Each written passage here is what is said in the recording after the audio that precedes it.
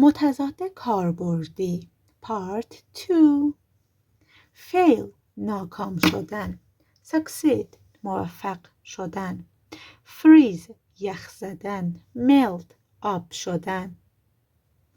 include شامل کردن شامل شدن exclude مستثنی کردن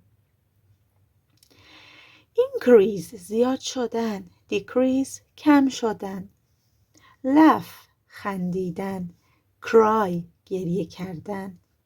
open باز کردن close بسته open باز close بسته push فشار دادن متضاد pull کشیدن rise بلند شدن متضاد fall سقوط کردن send فرستادن متضاد receive دریافت کردن start شروع کردن متضاد finish ختم کردن subscribe و کامنت یادت نره